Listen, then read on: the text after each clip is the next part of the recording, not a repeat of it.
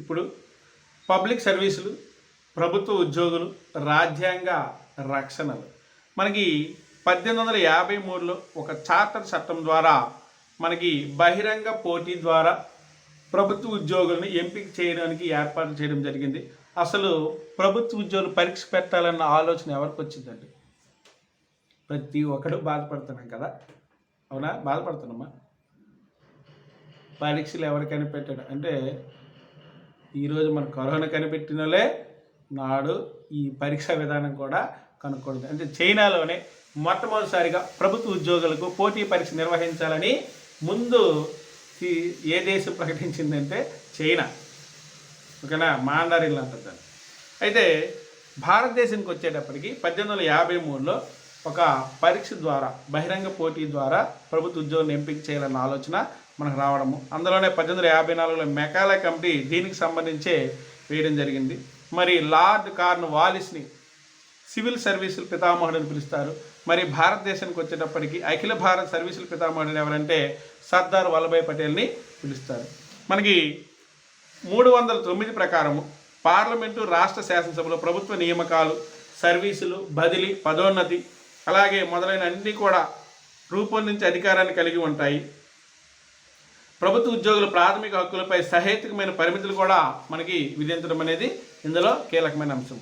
310 ప్రకటన ప్రకారము రక్షణ సిబ్బంది, అఖిల భారత సర్వీస్ ఉద్యోగులు, కేంద్ర సర్వీసులో ఉద్యోగులు రాష్ట్రపతి విశ్వాసం ఉన్నంత వరకే పదవి లేదా సర్వీసులో కొనసాగుతారు.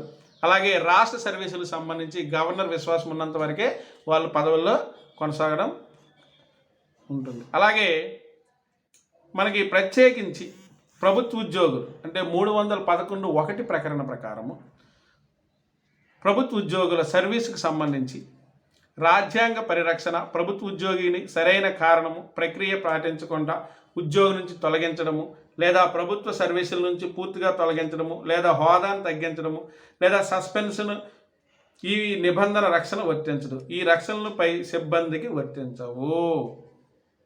ఏ సిబ్బందికి వర్తించవు. మనకి చాలా ఇంపార్టెంట్ ఏమిటంటే 311(2) ప్రకటన ప్రకారము విచారణ లేకుండానే ఉద్యోగం తొలగించవచ్చు. ఉద్యోగిపై నేరారోపణలు రుజువై అతని న్యాయస్థాన శిక్ష విధించింది అనుకోండి, మరి వెనక ముందు ఆలోచించుకొని తీసిపడేయచ్చు. అలాగే విచారణ సాధ్యం కాని పరిస్థితులు ఉన్న సందర్భంలో కూడా తీసిపడేయచ్చు. అలాగే దేశ రక్షణ రహస్యాల దృష్ట్యా విచారణ చేయడం మంచిది కాదని రాష్ట్రపతి, గవర్నరు భావించినప్పుడు కూడా ఉద్యోగుల్ని తొలగించవచ్చు. అయితే ఇక్కడ ప్రభుత్వ సర్వీసుల విభజన అనేది 3 రకాలు. ఒకటి అఖిల భారత సర్వీసులు, రెండోది కేంద్ర సర్వీసులు, 3 రాష్ట్ర సర్వీసులు. మనకి అఖిల భారత సర్వీసులకు వచ్చేటప్పటికి ప్రస్తుతానికి మనకు 3 ఉన్నాయి. ఒకటి ఐఏఎస్, 2 ఐపీఎస్, 3 ఐఎఫ్ఎస్. ఐఏఎస్ అంటే ఇండియన్ అడ్మినిస్ట్రేటివ్ సర్వీస్, ఐపీఎస్ అంటే ఇండియన్ పోలీస్ సర్వీస్, అలాగే ఐఎఫ్ఎస్ అంటే మనకి ఇండియన్ ఫారెస్ట్ సర్వీస్. గుర్తుపెట్టుకోండి, ఫారెస్ట్ సర్వీస్. ఇక్కడ కన్ఫ్యూజ్ అయ్యే బిట్ నేను చెప్తాను, ఎందుకంటే 1947లో మనకి ఐఏఎస్ స్థానంలో ఐసిఎస్ ఉండేది, ఇండియన్ సివిల్ సర్వీస్ ఉండేది. దాని స్థానంలోనే మనకి ఐఏఎస్ని తీసుకురావడం జరిగింది. అయితే ఇక్కడ 1966లో అఖిల భారత సర్వీస్, ఇండియన్ ఫారెస్ట్ సర్వీస్ని ఏర్పాటు చేశారు. అలాగే కాకపోతే మనకి Indian medical and health service, Indian engineering service కూడా ఏర్పాటు చేయని ప్రతిపాదించారు. కానీ ఈ 2 కేంద్ర సర్వీసుల్లో భాగంగా ఉండిపోయినాయి. అంటే ప్రస్తుతము అఖిల భారత సర్వీసులు ఏవి అంటే ఏం చెప్తాము అంటే మనకి ఐఏఎస్, ఐపీఎస్, ఐఎఫ్ఎస్. అలాగే ఇండియన్ ఫారెన్ సర్వీస్ని అత్యున్నత కేంద్ర సర్వీస్గా పరిగణిస్తారు.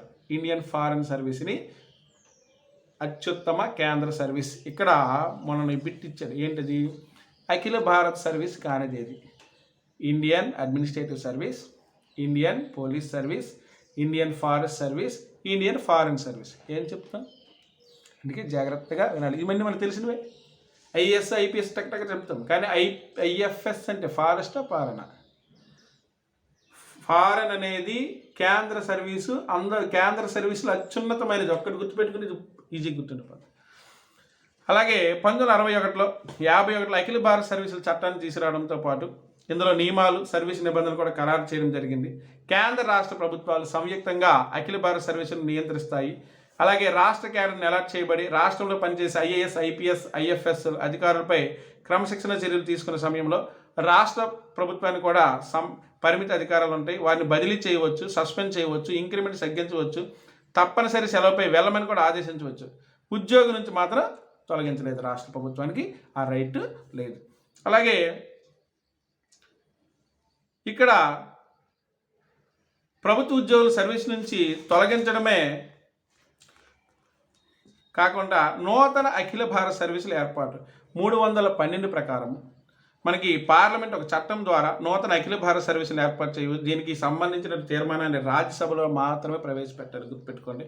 ఇది రాజ్యసభలో హాజరై ఓటు వేసిన వాళ్ళు 2/3 వంతు మెజార్టీతో ఒక తీర్మానం చేసినట్టయితే ఆ తీర్మానాన్ని లోక్సభ కూడా అంతే మెజార్టీతో ఆమోదిస్తే ఆ తీర్మానం మేరకు రాష్ట్రపతి కొత్త అఖిల భారత సర్వీసును ఏర్పాటు చేస్తూ ఆదేశాల్ని జారీ చేస్తారు.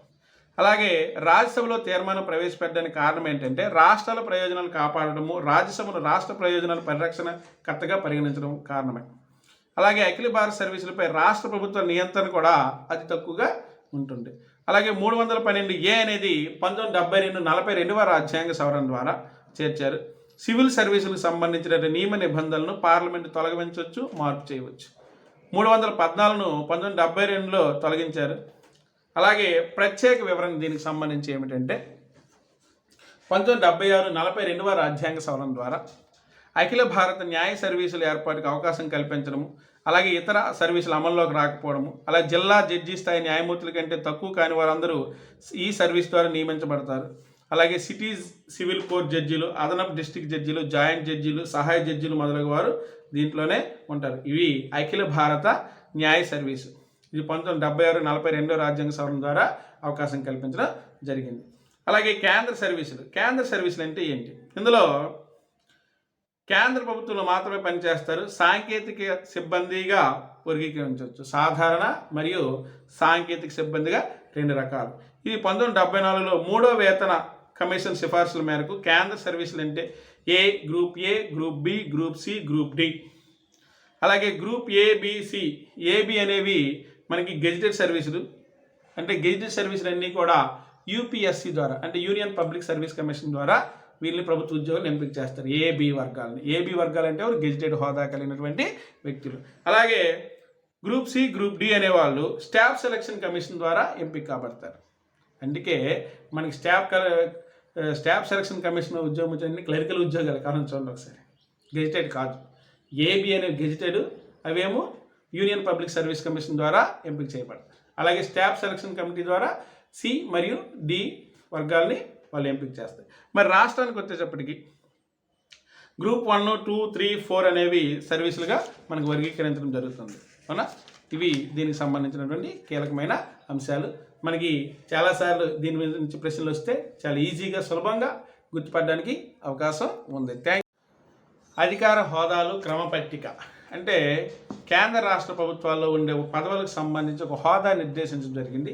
అది ఒక క్రమ పద్ధతిలో 1 నుంచి చివరి వరకు, అంటే 1 నుంచి 26 హోదాలు అనమాట. ఇందులో ఒక్కొక్క హోదాకు సంబంధించి మనకు ప్రశ్నలు కూడా రావడం జరుగుతుంది. ఇందులో 1979లో దీన్ని కేంద్ర ప్రభుత్వం ఒక ప్రకటన జారీ చేస్తే 2016 జనవరి 26వ తారీఖు నాటికున్నటువంటి ఒక క్రమం. అదేంటో ఒకసారి చూద్దాం. మనకి 1 భారత రాష్ట్రపతి, అలాగే ఉపరాష్ట్రపతి, ప్రధానమంత్రి 3, 4 సంబంధిత రాష్ట్ర గవర్నర్లు, 5 మాజీ రాష్ట్రపతులు, 5A ఉప ప్రధానమంత్రి, 6 సుప్రీంకోర్టు ప్రధాన న్యాయమూర్తి, లోక్సభ స్పీకర్, అలాగే 7 కేంద్ర కేబినెట్ మంత్రులు, సంబంధిత రాష్ట్ర ముఖ్యమంత్రులు, నీతి ఆయోగ్ డిప్యూటీ చైర్మన్, మాజీ ప్రధానమంత్రులు, లోక్సభ రాజ్యసభలో ప్రతిపక్ష నాయకులు, అలాగే 7A భారతరత్న బిరుదాంకితులు, 8 దౌత్యవేత్తలు, హైకమిషన్లు, బయట రాష్ట్రాల ముఖ్యమంత్రులు, 9 సుప్రీంకోర్టు న్యాయమూర్తులు, అలాగే 9A ప్రధాన ఎన్నికల commissioner, comptroller and auditor general, అలాగే 10 రాజ్యసభ డిప్యూటీ చైర్మన్, రాష్ట్రాల ఉప ముఖ్యమంత్రులు, లోక్సభ డిప్యూటీ స్పీకర్, నీతి ఆయోగ్ సభ్యులు, కేంద్ర సహాయ మంత్రులు, అలాగే 11 attorney general of India, cabinet secretary, కేంద్రపాలిత ప్రాంతాల లెఫ్టినెంట్ జనరల్స్, 12 సేనాధిపతులు, 13 ప్రత్యేక దూతలు మరియు విదేశీ మంత్రులు, 14 రాష్ట్ర శాసనసభ స్పీకర్, చైర్మన్, రాష్ట్ర హైకోర్టు ప్రధాన న్యాయమూర్తి, 15 రాష్ట్రాల్లోని కేబినెట్ మంత్రులు, కేంద్రపాలిత ప్రాంతాల ముఖ్యమంత్రులు, కేంద్ర ప్రభుత్వంలో ఉపమంత్రులు. అలాగే 16 సైన్యంలో లెఫ్టినెంట్ జనరల్ స్థాయి అధికారులు. 17 కేంద్ర పరిపాలన ట్రిబ్యునల్ చైర్మన్, అలాగే UPSC chairman, minority SC ST commissioner చైర్మన్లు, ఇతర రాష్ట్రాల హైకోర్టు ప్రధాన న్యాయమూర్తులు 17 కింద వస్తారు. 18 రాష్ట్రాల కేబినెట్ మంత్రులు, ఇతర రాష్ట్రాల శాసనసభ స్పీకర్ చైర్మన్లు, అలాగే రాష్ట్రాల్లో సహాయ మంత్రులు. 19 మంత్రిమండలి కలిగి ఉన్న కేంద్రపాలిత ప్రాంతాల చీఫ్ కమిషనర్స్, రాష్ట్రాల సహాయ మంత్రులు, కేంద్రపాలిత ప్రాంతాల డిప్యూటీ స్పీకర్లు. అలాగే 20 రాష్ట్రేతర శాసనసభ డిప్యూటీ స్పీకర్లు, డిప్యూటీ చైర్మన్. 21 పార్లమెంట్ సభ్యులు. 22 రాష్ట్రేతర డిప్యూటీ మంత్రులు. 23 ఆర్మీ కమాండర్స్, ఉప సైనిక అధిపతులు, రాష్ట్రాల ముఖ్య కార్యదర్శులు, ఎస్సీ ఎస్టీ మైనార్టీ కమిషన్లు, కేంద్ర ప్రభుత్వ కార్యదర్శులు, సొలిసిటర్ జనరల్. 24 సైన్యంలో లెఫ్టినెంట్ జనరల్ స్థాయి అధికారులు. 25 కేంద్ర ప్రభుత్వ అదనపు కార్యదర్శులు, అడిషనల్ సొలిసిటర్ జనరల్, రాష్ట్ర advocate general, CBI director, paramilitary దళాల అధిపతులు, కేంద్ర పరిపాలన ట్రిబ్యునల్ సభ్యులు, యూపీఎస్సీ సభ్యులు. 26 కేంద్ర ప్రభుత్వ సంయుక్త కార్యదర్శులు, సైన్యంలో మేజర్ జనరల్ స్థాయి అధికారులు. అలాగే వీటికి రాజ్యాంగ పద్ధతి లేదు, కేంద్ర ప్రభుత్వ విచక్షణపై ఆధారపడి ఉంది. కాలానుగుణంగా దీన్ని మార్పులు చేర్పులు చేయవచ్చు. మనకి దీని మీద వచ్చే ప్రశ్నలు ఏమిటంటే, మాజీ రాష్ట్రపతులు ఎన్నో అధికార హోదా కలిగి ఉంటారు? 5. అలాగే భారతరత్న బిరుదాంకితులు అధికార హోదా ఏంటంటే 7A. అటువంటి ప్రశ్నలు మనకు వచ్చే అవకాశం ఉంది. Thank you very much. రాజ్యాంగ సమీక్ష జాతీయ కమిషన్ మనకి భారత రాజ్యాంగం అమల్లోకి వచ్చిన తర్వాత 50 సంవత్సరాలు పూర్తయినటువంటి నేపథ్యంలో మనకి విఎం తార్కుండే, విఆర్ కృష్ణ అయ్యర్, అలాగే సుభాష్ సి కాశ్యప్ వంటి ప్రముఖులు రాజ్యాంగ పనితీరును సమీక్షించాల్సిన అవసరాన్ని వాళ్ళు తెలియజేయడంతో మనకి 2000 ఫిబ్రవరి 22న నాటి ప్రధానమంత్రి అటల్ బిహారీ వాజ్పేయి హయాంలో మనకి సుప్రీంకోర్టు మాజీ న్యాయమూర్తి జస్టిస్ ఎంఎన్ వెంకటాచలమయ్య ఆధ్వర్యంలో 10 మంది సభ్యులతో కూడినటువంటి ఒక కమిటీ వేశారు. ఈ కమిటీకి కార్యదర్శిగా సుభాష్ సి కాశ్యప్ని వ్యవహరించారు. ఇందులో మనకి 10 మంది సభ్యులు ఎవరంటే B P Jeevan Reddy, R S Sarkaria, K Punnaiah, P A Sangma, Soli J Sorabjee, K Parasaran, అలాగే Subhash P Kashyap, C R Irani, Abid Hussain, Sumitra G Kulkarni. వీళ్ళు మొత్తం 11 అంటే ఒక చైర్మన్ అలాగే 10 మంది సభ్యులతో కూడినటువంటి ఒక కమిషన్ వేశారు. దీన్ని రాజ్యాంగ సమీక్ష జాతీయ కమిషన్ అని పిలుస్తారు. ఇది వెంకటాచలమయ్య దీని యొక్క చైర్మన్. చాలా అత్యంత కీలకమైనటువంటి బిట్టు. అయితే 50 సంవత్సరాల పరిణామాలు దృష్టిలో పెట్టుకుని వివిధ అంశాలపై వీళ్ళు అంచనా వేస్తూ పరిశీలించి పార్లమెంటరీ ప్రజాస్వామ్య సంవిధానానికి లోబడి ఆధునిక భారతదేశ సాంఘిక ఆర్థిక అభివృద్ధి సాధనకు అవసరమైన సూచనలు చేయడము, రాజ్యాంగ మౌలిక సూత్రం భంగం కలగని రీతిలో రాజ్యాంగ అంశాలు అవసరమైన మార్పులు సూచించడము. అలాగే ఈ కమిషన్ తన యొక్క నివేదికని ప్రధానమంత్రి వాజ్పేయికి 2002 మార్చి 11వ తేదీన దీన్ని సమర్పించడం జరిగింది. అయితే ఈ రాజ్యాంగ సమీక్ష జాతీయ కమిషన్ సూచన సిఫార్సులు ఎన్ని అంటే 249. ఎన్ని? 249. మనకి అధికార భాషలు వచ్చేటప్పటికి 17వ భాగంలో 343 నుంచి 351 వరకు అధికార భాషల గురించి మనకి వివరించడం జరుగుతుంది. 12వ భాగంలో 4 చాప్టర్లు ఉన్నాయి. ఒకటి కేంద్ర అధికార భాష, అలాగే ప్రాంతీయ భాష, సుప్రీంకోర్టు హైకోర్టులో ఉపయోగించే భాష, అలాగే ప్రత్యేక ఆదేశాలకు సంబంధించినటువంటి భాష. 343(1) ప్రకారం కేంద్ర అధికార భాష, కేంద్ర ప్రభుత్వ అధికార భాష ఏదంటే దేవనాగరి లిపిలో ఉన్నటువంటి హిందీ. ఇది 343(1) సూచిస్తుంది. ఓకేనా? అలాగే అధికారిక అంకెలు ఏవంటే అంతర్జాతీయ వాడుకలో ఉన్నటువంటి భారతీయ అంకెలు.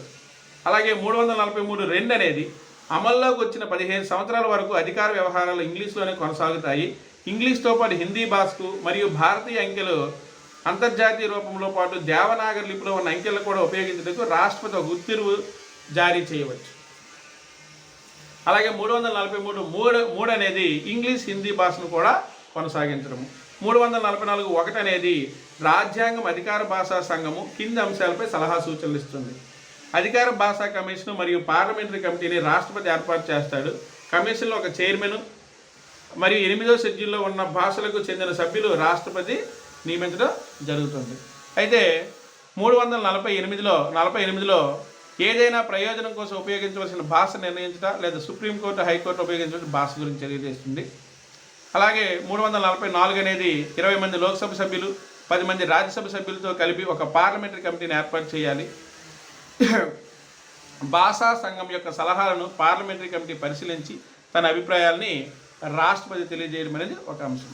ఇక్కడ దీనికి సంబంధించిన ఒక ప్రత్యేక కమిటీ 1955లో బీజీ ఖేర్ అన్న అధికార భాషా కమిషన్ నియమించారు. ఇది తన నివేదికను 56లో సమర్పించింది. అలాగే ఈ నివేదికను గోవింద్ వల్లభ్ పంత్ అధ్యక్షతన ఏర్పడిన పార్లమెంటరీ కమిటీ పరిశీలించిన తర్వాత అయితే ఈ కమిషన్లు ఏర్పాటు కాలేదు. 1963లో పార్లమెంట్ అధికార భాష చట్టాన్ని రూపొందించడం జరిగింది. ఇందులో హిందీతో పాటు ఇంగ్లీష్ను కూడా తప్పనిసరిగా అనుబంధ భాషగా కొనసాగిస్తారు. అలాగే 120, 210, 343, 344, 349, 350, 351 కేంద్ర ప్రభుత్వ అధికార భాషా విధానాన్ని తెలియజేసే ప్రకటనలు. అయితే ప్రాంతీయ భాషలేవి 343 ప్రకారము రాష్ట్రాలు 1 లేదా అంతకన్నా ఎక్కువ భాషలను లేదా హిందీని తమ అధికార భాషగా ప్రకటిస్తూ శాసనం చేయవచ్చు. 346 అనేది కేంద్రంలో అధికార వ్యవహారాలు ఏ భాషలో కొనసాగుతున్నాయో అదే భాషలో వివిధ రాష్ట్రాల మధ్య ఉత్తర ప్రత్యుత్తరం జరగవలెను. 2 లేదా అంతకంటే ఎక్కువ రాష్ట్రాలు బట్టి రాష్ట్రాల మధ్య ఉత్తర ప్రత్యుత్తరములకు అధికార భాష హిందీయే ఉండాలని నిర్ణయించినదో హిందీ భాషను ఉపయోగించవచ్చు. 347 ప్రకరణ రాష్ట్రంలో ఎక్కువ సంఖ్యలో ఉన్న ప్రజలు తాము మాట్లాడే భాషను గుర్తించాలని రాష్ట్రపతి కోరవచ్చు. రాష్ట్రపతి దాన్ని ఆమోదించినట్లయితే ఆ భాషనే రాష్ట్రమంతటా అధికారంగా గుర్తించవలసిందిగా ఆ రాష్ట్రాన్ని రాష్ట్రపతి గుర్తించవచ్చు. మరి ప్రస్తుతము రాజ్యాంగంలో గుర్తించబడిన భాషలు ఏవంటే అస్సామీ, బెంగాలీ, బోడో, డోగ్రి, గుజరాతీ, హిందీ, కన్నడ, కాశ్మీరీ, కొంకణి, అలాగే మైథిలి, మలయాళం, మణిపూరి, మరాఠీ, నేపాలీ, ఒడియా, పంజాబీ, సంస్కృతం, సంతాలి, సింధీ, తమిళం, తెలుగు, ఉర్దూ. మనకి ద్రావిడ భాషలు అంటే తెలుగు, తమిళం, కన్నడం, మలయాళం గుర్తుపెట్టుకోండి. మనకి మౌలిక రాజ్యాంగంలో 14 భాషలు మాత్రమే ఉండేవి. సింధీ భాషను 67లో 21వ రాజ్యాంగ సవరణ ద్వారా ఏర్పాటు చేశారు. మణిపూరి, కొంకణి 1992 71వ రాజ్యాంగ సవరణ ద్వారా ఏర్పాటు చేశారు. అలాగే బోడో, డోగ్రి, మైథిలి, సంతాలిని 2003లో 92వ రాజ్యాంగ సవరణ ద్వారా చేర్చడం జరిగింది. అలాగే సంతాలి, డోగ్రి, సంతాలి అనేది జార్ఖండ్ రాష్ట్రంలో, డోగ్రి అనేది జమ్మూ కాశ్మీర్ రాష్ట్రంలో, కొంకణి అనేది గోవా రాష్ట్రంలో, నేపాల్ అనేది పశ్చిమ బెంగాల్లో, మైథిలి అనేది బీహార్ రాష్ట్రంలో మాట్లాడే భాషలు. 96వ రాజ్యాంగ సవరణ ద్వారా 2011లో ఒరియాని మనకి ఒడియాగా మార్చారు. ఓకేనా? అయితే సుప్రీంకోర్టు హైకోర్టు తీర్పులో ఉపయోగించే భాష ఏది?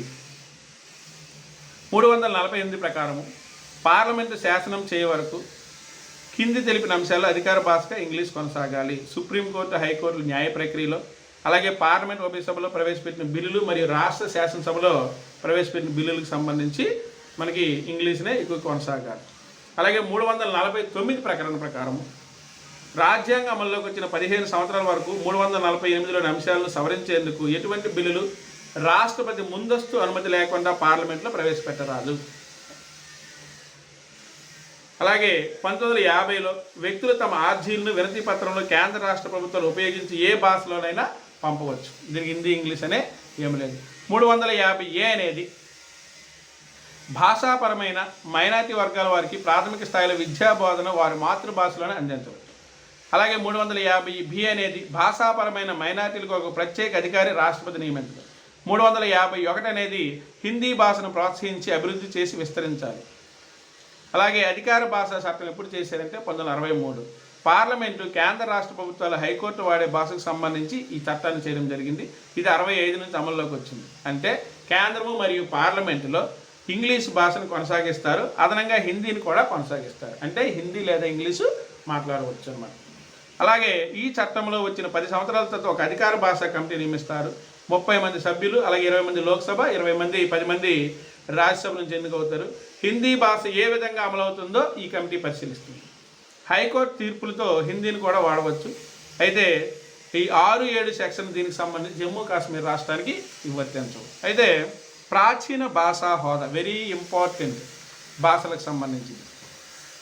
ఒకసారి దేశంలో మాట్లాడే కొన్ని భాషలకు ప్రాచీన భాషా హోదా కల్పిస్తారు. 2004లో భారతదేశంలో మొట్టమొదటిసారిగా ఏ భాషకు ప్రాచీన హోదా వచ్చిందంటే తమిళం. అలాగే ఒక భాషకు ప్రాచీన హోదా కల్పించడానికి కేంద్ర ప్రభుత్వం భాషా నిపుణుల కమిటీ ఏర్పాటు చేస్తుంది. అంటే కేంద్ర సాహిత్య అకాడమీ సలహాతో నిపుణుల కమిటీ నివేదిక ఇస్తుంది. ఈ నివేదిక ఆధారంగా ప్రాచీన భాషా హోదా కల్పిస్తారు. అయితే ఏ ప్రాతిపదికన కల్పిస్తారు? ఇందులో సుమారు 1500 సంవత్సరాల కాలం నుంచి ఆ భాషల్లో ప్రతులు లేదా పుస్తకాలు కలిగి ఉండాలి. సంబంధిత భాషలో సాహిత్యాన్ని తరతరాలుగా వారసత్వ సంపదగా భావిస్తూ ఉండాలి. సంబంధిత భాషకు స్వంత సాహిత్య సంప్రదాయాలు ఉన్నట్టయితే దాన్ని ప్రాచీన హోదా కల్పించడం జరుగుతుంది. మరి భారతదేశంలో మొట్టమొదటిసారిగా ఏ భాషకి ప్రాచీన హోదా కల్పించారంటే తమిళం, రెండోది సంస్కృతం. అలాగే తెలుగు, కన్నడ భాషకి 2008లో కల్పించారు. మలయాళానికి 2013లో కల్పించారు. ఒడియాకి 2014లో మనకి ప్రాచీన హోదా కల్పించారు. ప్రస్తుతానికి భారతదేశంలో ఎన్ని భాషలకు ప్రాచీన హోదా కల్పించారంటే 6. అలాగే మరో కీలకమైనది అయితే హిందీ గురించి మనం చర్చించినట్టయితే మనకి రాజ్యాంగ పరిషత్ సభ్యుల ఆమోదంతో తయారైన రాజ్యాంగము హిందీ అనువాద ప్రతి 1950లో ప్రచురితమైంది. అయితే దీనికి సంబంధించి 1987 58వ రాజ్యాంగ సవరణ ద్వారా 22వ భాగంలో 394A అనే కొత్త ప్రకటన చేర్చి రాష్ట్రపతి ఆధ్వర్యంలో రాజ్యాంగాన్ని హిందీలోకి అనువదించాలి. అప్పటి వరకు జరిగిన అన్ని సవరణలు ఇందులో పొందుపరచాలి. ఆంగ్లంలో ఉన్న రాజ్యాంగంలో ప్రతి అంశాన్ని భావం ఏమాత్రం మార్పు చెందకుండా హిందీలోకి తర్జుమా చేయాలన్న అంశము దీనికి సంబంధించింది. అంటే హిందీ భాషలోకి రాజ్యాంగం యొక్క అధికారికంగా అనువాదం చేయడం అన్న అంశం ఇది మరో కీలకమైనటువంటి అంశం. Thank you very much.